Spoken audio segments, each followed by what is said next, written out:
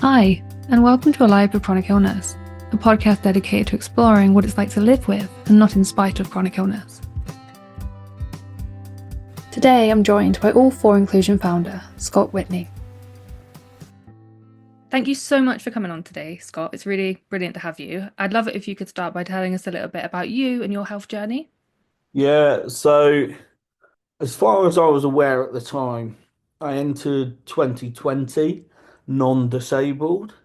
I halfway through the year, I started to get pains on the side of my back, which I put down to working on an uncomfortable chair.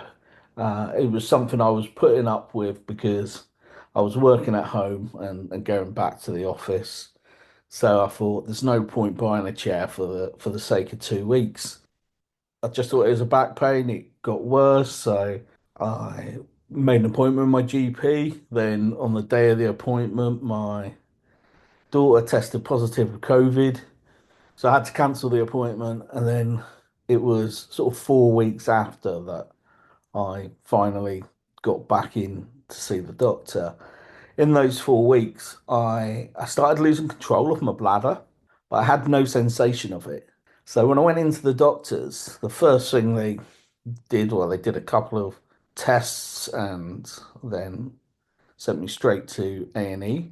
So I went to A&E, had an MRI. They were scanning my lower back, and the reason they were scanning my lower back was to see if there was any nerves sort of coming out of the spinal column that could get trapped and things. And if that was the case, it was likely that I had something called cauda equina. But I didn't have cauda equina. So the ball started rolling. Lots more procedures, lots more tests, lots more random things happening to my body. So between then and Christmas, I lost the ability to swallow solid food. That has come back. I lost the ability to feel anything between my left hip and my left knee. That still hasn't come back. I can't weight bear on my left leg. I have spasms, twitches. I had sepsis. Shortly after the turn of the year, I then had difficulties with my heart. I've had problems with my vision. Something seems to crop up now once a year that I can add to my list of diagnosis and labels. But what I didn't realize was I'd always had this thing called visual snow syndrome. And what visual snow syndrome is, it's like static layers of static that I see through. And I can remember like sitting in chemistry, or I think is the right subject, where they're talking about atoms and molecules and what makes up different things. And I was thinking, yeah, I know, I can see them floating around everywhere. But I didn't realize that was kind of just me. I never mentioned it. And yeah, throughout the process, my disability that I guess I'm known for having is functional neurological disorder. I have non-epileptic seizures with that. I have this visual snow syndrome. I have functional visual disorder. I have sleep apnea. I have a couple of mental health conditions that I've picked up along the way as well. So yeah, and a full-time wheelchair user. So, been quite the health journey, and it sounds like it's still something that's evolving if you're getting new diagnoses quite regularly. Yeah, it's evolving. That's a way of putting it. I don't know if it's every year I kind of like I'm getting to November, December, and I'm thinking, oh, nothing's, I've not had a hospital visit or stay in or a new diagnosis, and then bang, right at the end of the year, I'll get one or something like that. So yeah, it can be. I'm not sure if fun's the right word, but yeah, you can't plan what it's going to look like. And I guess it's always a challenge of adapting to a new normal again, maybe when things have just felt like you've gotten used to the next thing, you've got something else to balance and to learn how to live with? Yeah, so like end of last year, with my vision now not passing, like to be able to drive a car, it also means I can't drive a wheelchair, and having an NHS wheelchair just got taken off of me. So that's a big change. I've gone from being independent to living out of my bed. Um, so I've not adapted to that yet. I've definitely not. Um, but getting there, I guess. However, this situation is temporary because eventually I hope I'll have personal assistants and they'll be able to get me out in the community and do some bits there. So I think and I hope that will change. That's the plan. That's what I'm waiting for. But I know when I first became a wheelchair user, I was outside of the hospital and I always had someone sort of push me, and I was in hospital for maybe a week, 10 days. I can remember it being really, really hot. I always end up in hospital in August, especially if it's hot. So I think it was an August one, and normally I would get a taxi. A taxi would take me home, and then someone would collect me out of the taxi. And I hadn't been in a wheelchair long. Couldn't get a taxi, and I was thinking, right, well, how am I going to get home? I thought the bus stop's not too far, and I started wheeling, but I didn't know whether to go down a pavement like forwards or backwards. And I thought, no one's told me. I guess most people who get wheelchairs have like little lessons and get tips and things, but because I became a wheelchair user during COVID, I had none of that. So yeah, I ended up getting down forwards. I survived, so it worked. But I was thinking, wouldn't it be like cool to be able to ask someone? And that's really kind of where the meetings for All for Inclusion started, was that, oh, hello, I need to just ask someone something here, and there's no, where do I go to do it? Yeah, definitely. And actually, yeah, I've been a wheelchair user as well, and it was a massive thing for me because actually I had a transport one to begin with, and I couldn't figure out why I couldn't wheel myself in it, and it was because it wasn't designed for you to be able to push the wheels. So I had to actually get one like I could actually push myself with before I realized, oh, it's not just me. Like I just no idea how to do this. And there is very little support. I had a little bit of physical therapy, but there wasn't really a sort of, I feel like I just needed like a driving lesson. That's what I needed, someone to just teach me how to do it. Because it looks, for me, like I looked and I was like, it's fine, I'll just get in the wheelchair, I'll just wheel myself. So I realized one, it's definitely a lot more complicated than it looks. And two, I have not got very much upper arm strength at all. Yeah, I can remember being outside my house waiting for my daughters, and I was practicing, like, because obviously to be able to go up pavements and stuff, like it might only be like a little curb, but you might do like a bit of a wheelie to get yourself up there. I thought, I wonder how long I could hold a wheelie for, and could I like balance there for like 30 seconds or whatever. And I was on my own waiting for my daughters to get ready, and I did put as much effort in as I could to get the wheels in a good place to be able to hold it steady. And I just went bang, landed on my back, hit my head on the floor, and I was thinking, yeah, I ain't gonna do that again. Oh, ouch. Yes. Now, it is scary. I feel like when I used to tip it a little bit because to get over things, I always just felt like I was going to fall out the back anyway, so I would not have even tried. I wouldn't have been brave enough to try a wheelie. Well, I got these little like stabilizer things on now, so I can't go back that far. But yeah, I took them off for like a week, and then hit my head, so they went straight back on. Yeah, I think I needed some stabilizers. I didn't even know they were a thing. See, this is it. You just don't know, do you? No, no, no, no. So yeah, you only learn through experience and really through talking to people, because sometimes you might get given a brochure, sometimes you don't. Yeah, that's it. There's a little bit of information, but it's not always enough information, particularly when it is like it's a big change using a wheelchair. It definitely, for me, like, it was an enormous change. And even just getting used to people pushing me, I didn't like it. I did not like it at all. I had to sometimes, but it was just like that lack of autonomy that I wasn't used to not having that kind of freedom of movement. Yeah, yeah, exactly. I guess like I need someone to push me now, so I've become used to it. But you go out with a friend and you want to be kind of side by side as you're going talking. It's a bit different if you've got someone behind you. It's harder to have that conversation.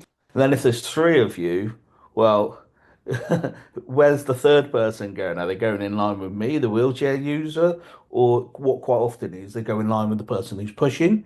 So I'm still, kind of at the back of the conversation, it's happening behind my head. Yeah, it does make it tricky because I think it can feel kind of othering sometimes anyway. And I think there was one time I was outside the hospital, just sat in a wheelchair, and someone came up and my cardigan had fallen over the wheel. If I'd have, when I went to move, I would have moved the cardigan, but she just moved the cardigan for me as if I wouldn't have realized. And it seems like I'm sure it was meant in a very nice way, but it was just such a strange thing. Like for me, then I was, why would you just do that? Yeah, yeah, yeah. I think it's, if you saw someone and they had their cardigan and it was falling loose over their lap and it was over their bag or something, you would probably say, "Oh, look, mind you don't drop your cardigan there." You wouldn't go and pick it up. And getting those same rules applied to wheelchair users is something that doesn't happen very often.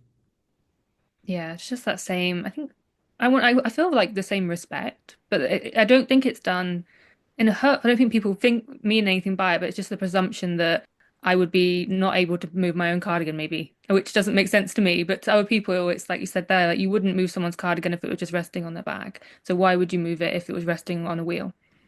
Yeah, yeah, and it isn't done with any sort of intent or malice, but it's almost like it's making you feel smaller. And I don't know if they think that wheelchair users automatically lack intelligence or, well, I don't know. But either way, there seems to be a different set of rules applying. Yeah, yeah, definitely. So do you want to talk a little bit more about all for inclusion and that journey?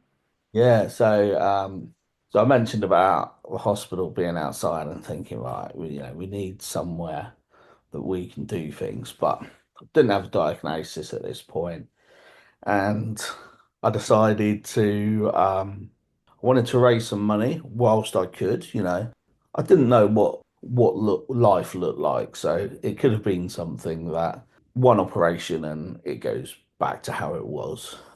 Didn't know that at that point, but I knew it was something neurological.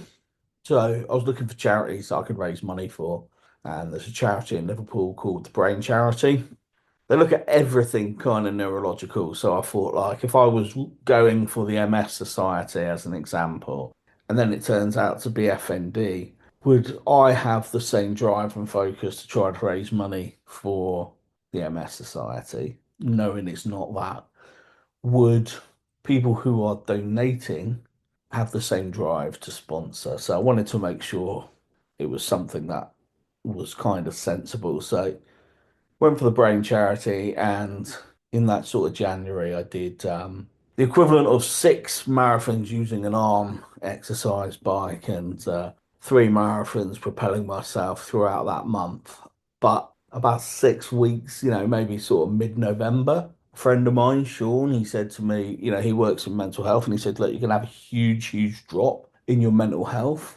So the seed had already been sown like 5, 6 months before about all for inclusion, but I rushed it. I rushed it so I didn't have that dip. Do I regret rushing it? I don't know. I've definitely pivoted a few times, but I don't know if that's a bad thing or a good thing. We started off where we wanted to be going more into businesses and supporting them, educating them when it comes to disability inclusion. When actually now we try to support the people that are forgotten about a bit more. So it's all to support disabled people through loneliness, provide them with a community, and put on multiple groups each week. A couple of weeks ago, we had 9 groups on in the week. Generally it's 7, I think, or 8. Yeah, 7. So yeah, we we put on the groups, we give people something to do, then that's conversation that still happens after the groups. We we do a podcast where we look at it from we have a few different sort of interviewers. So I interview some people or I do solo podcasts.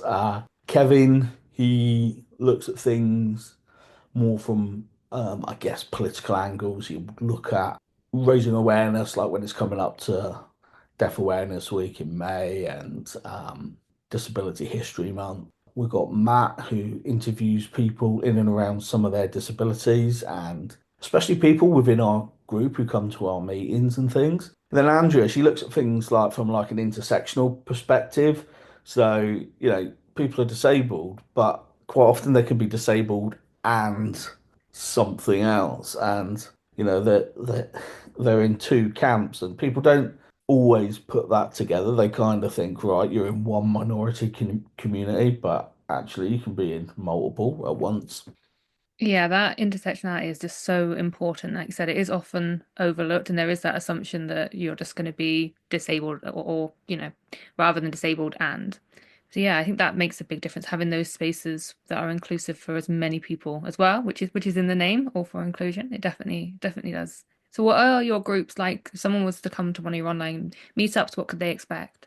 They would expect people probably to want to get to know them, ask them questions. However, if someone wants to come and wants to just listen in, have their camera off, they can do so as well. They'll be given space to speak, albeit that again there might be some people who interrupt a little bit because people are eager to say what they want to say, but we crowd control that a little bit as well. And people will want to tell them who they are. So it's all about I guess they that would be the beginning of whatever meeting that they join. And then they would just hopefully feel like a warmth in the room. So whether it's our art club, our photography club, a general chat or a quiz, they I guess, people don't come on to talk about their disabilities. We're a disability friendly group, so non-disabled people could come if they choose to, but they can come on knowing that if they wanted to talk about their disability, they could, and it's safe to do so. Probably the most common theme that gets talked about is food. But yeah, people will talk about all sorts of things, and that's what we like because just because we're disabled doesn't mean that that's us. That's only a part of us, and we want, the groups to show everything. And even in our unpaid carers group, generally do a quick check-in on how's your week been and things like that. And that will touch upon the person you're caring for, how they've been as well. But again, the chat, the conversation, it moves around. It's a space that is safe for people as opposed to, the conversation is solely going to be about disability. Yeah, so you can really come and talk about anything you want. Maybe if you just want a distraction or just someone to chat to that day about crafts. Yeah, exactly. And really that's it. It's that space. What we provide is a space. And then the people who come fill that space with what they want to fill it with. Yeah, they make that space their own. Exactly, yeah. No, I think that's brilliant. It's really great to have that and have that space there. And did you say 9 meetups one week? Yeah, so we did Monday would have been probably bingo in the evening, and we did the first of our Monday lunchtime groups. So we do a group now on a Monday and Wednesday lunchtime.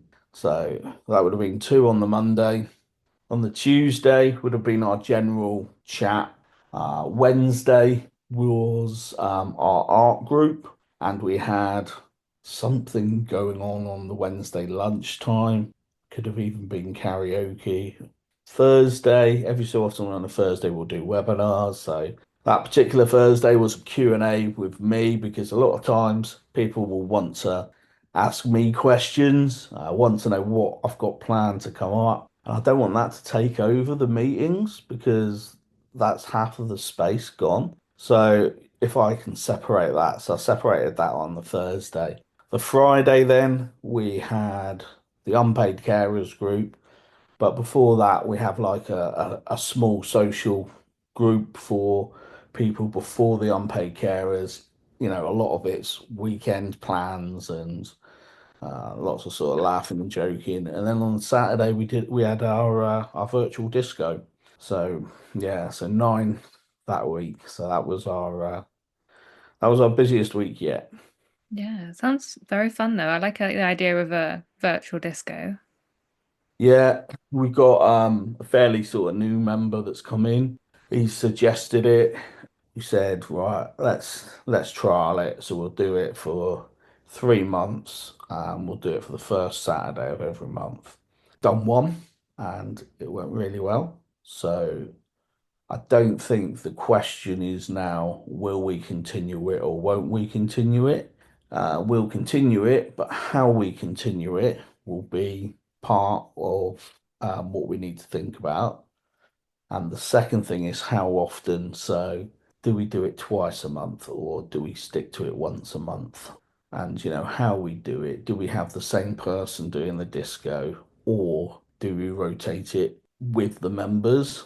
So, yeah, there's a few things. But whichever way, you know, people have input to the music that's coming on. They put in the chat what they want to come on, and you know those songs get found and put on, so it works well. No, it sounds really good. It's a good way to just, I think it's nice, it's a bit different, isn't it, as well? Like you're just maybe getting a bit more active while coming to the virtual disco, but also just something where you don't have to worry about if you're the kind of person who doesn't know what they want to say, because sometimes I do that. Sometimes I'm like, oh, I want to be with people, but I don't have anything to say. And I think places like that where there's no pressure to talk is quite nice. Yeah, it was cool because like the time of day it was on for me, so it was 8 o'clock in the evening till 9:30. So we pushed it with a little bit of a later start than normal, being a disco. We had some people with like glitter balls in the background and lights going around their rooms. We had a few people standing up and dancing on, you know, and me. I felt like the boring one. My camera was off. I didn't, you know, I took part in conversation in between songs. I wrote things in the chat, but my camera was off. For me, it was like just nice and chilled. You know, I could close my eyes. Everything's going off around me, and it's it's quite cool. So you can, yeah, do what you want. A lot of people would then have a drink as well. So when I say have a drink, some will be cups of tea, some will be Coke, lemonade. There was me and another member will drink non-alcoholic rum and Coke. And then we had a couple who had like one beer or a WKD or something. So, you know, it's people aren't on there to to drink lots of alcohol, but it's something that you might go, right, this is a special occasion, so I'm going to have my one alcoholic drink a month or whatever. Yeah, no, it sounds good. It sounds very chill.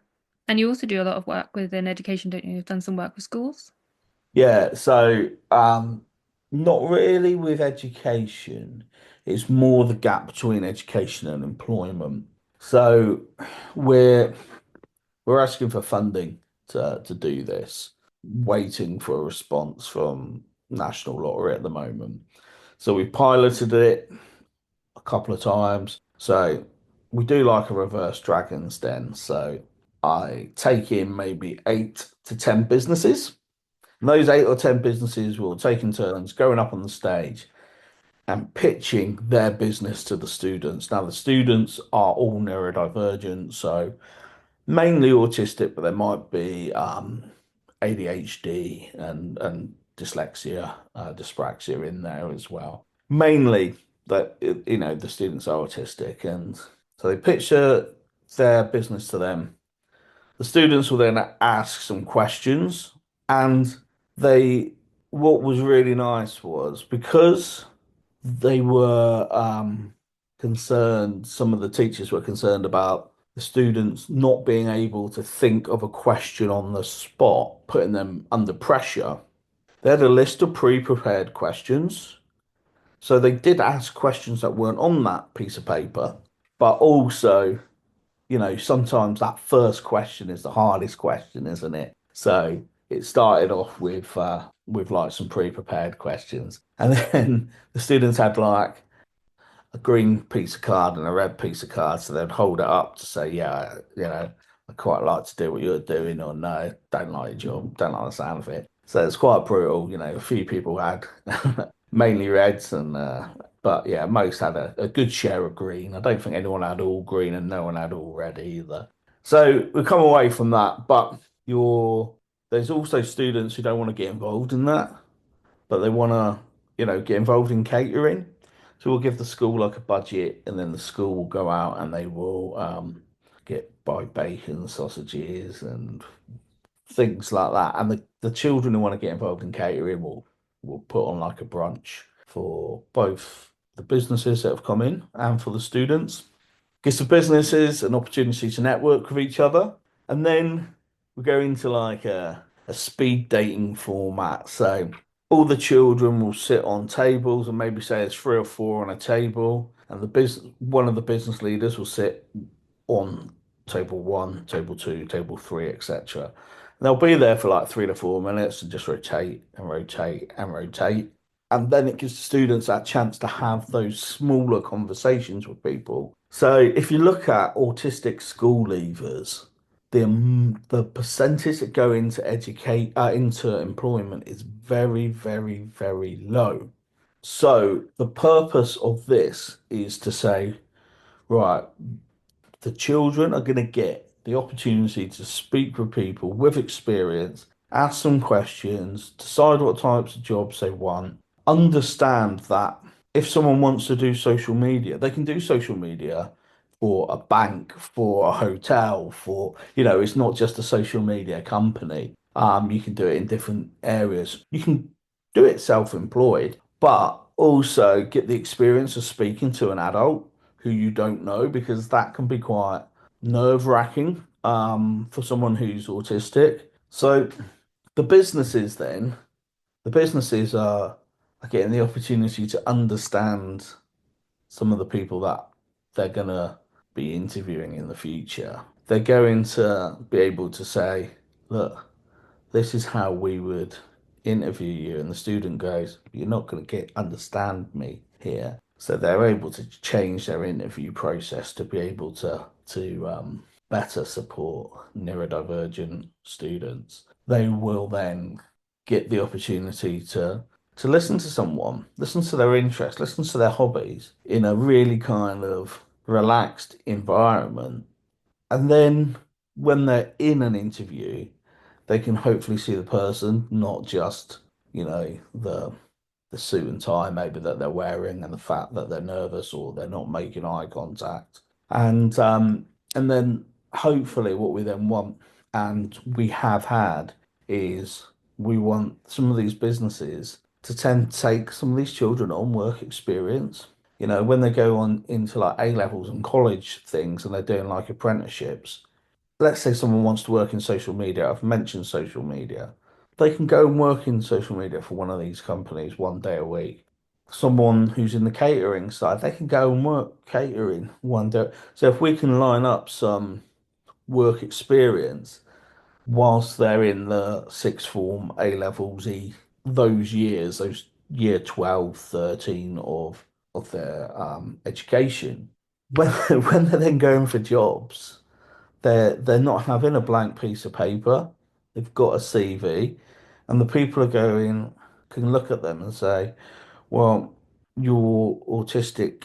And when their kind of biases are going through their heads, they're able to look at what they've done and what they've achieved, not just see someone who's autistic.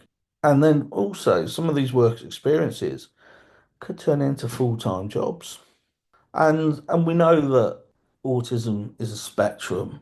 So you're going to have people who are going to be able to work differently to other people. But And there may be some that can't work at all. But the fact is, what we're trying to do is create that relationship to give people that opportunity to if they want to. Yeah, and I think it shows young people what they can be and what roles they can do and where their passions lie and what they're good at. Whereas sometimes maybe when you've not had those opportunities, you haven't been able to do work experience, or you've not even had someone come to you and say, "Oh, these are the careers that you could do." It's quite daunting going out into the world of work and trying to find where you fit and maybe not actually being sure if you'll be able to find accessible work. Yeah, I mean, I assume I'm neurotypical. I think I'm neurotypical, and I've got no reason to question otherwise. But when I was young, what job do I want to do? I didn't have a clue. I didn't know, and I didn't want to go into any trades because I just wasn't good at that type of thing. Going into sales and things. A lot of the time I was looking at like hotel kind of portery jobs at nights because you get a couple of quid more an hour. And it would probably be quieter. That was my idea. But all of them would go, you haven't got the experience to do it. And did I come across really enthusiastic in the interviews? Probably not, because I didn't know what different jobs did. I didn't know what that would lead me to in the future. Did I go for those jobs thinking I'm going to stay in that industry for 30 or 40 years? No. And that's not saying that you need to stay in any industry for that long. Some of the people that I respect the most have had like almost 3 or 4 careers, and they've done one career for a while and then gone, right, I've achieved what I want to achieve in this. My next challenge for me is now to do this. Yeah, I think, yeah, that's it, isn't it? You don't have to have one career that you do. Some people do, and that's great. And some people have a bit more varied career. I like to try different things.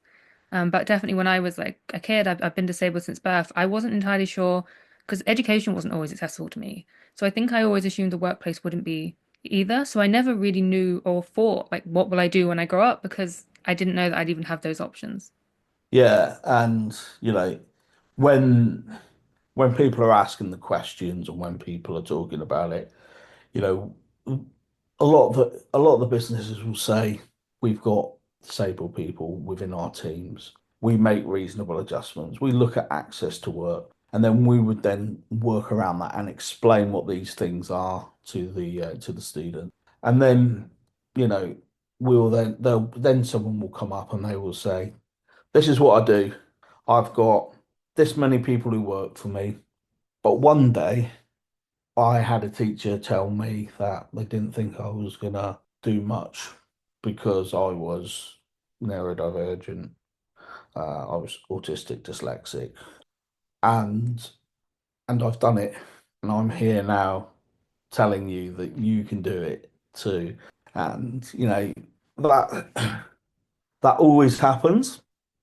It's never planned to happen, but it always happens because if you speak to so many people, we know that, what's it, 1 in 5 people or 1 in 6 people or something are neurodivergent. If we're taking 8 business leaders into a school, we're bound to, at random, we're bound to have someone who's neurodivergent. Yeah, and it just shows you what you can achieve. And I think it's just so empowering to have someone, and actually, maybe for a lot of students, it might be the first time they've seen somebody in a job role or in a career who they could relate to. Yeah, it's really hard to be the first. Being the first can be really lonely, especially when it doesn't work out and you need to be a bit stubborn. You need to be a bit resilient. But then, I was also always told, if something doesn't work and you keep trying to do it, you should be kind of looking at something different. Well, I guess some people are adapting the way they're trying it, but to be the first is tricky. To be the first is hard. And you've got to show that resilience. But to be the second isn't as hard. To be the third isn't as hard. So if you've seen someone who's been in the same situation as you and they've done it, straight away that gives you a lift. This is achievable. I can do it too. If they can do it, why can't I do it? Yeah, I love that. Yeah, I think that's brilliant. Yeah, that's a lovely note to end on. Unless there's anything you wanted to quickly sneak in there. I guess, sort of selfless plug. We've got the All for Inclusion app that people can look at on Apple stores, Google stores, etc. Part of the app, there is a podcast section which you will find all of these shows on the podcast, as well as other podcasts that are on there as well. And it's a bit of a one one place to get some of the best sort of disability inclusion podcasts and things. So yeah, check it out. There's other bits there as well, but you can get all of our podcasts there. Amazing. Yes, definitely download the app. Well, thank you so, so much for coming on today, Scott. It's been brilliant. Awesome, thank you. Check out the links in the podcast description to learn more about Scott and All for Inclusion.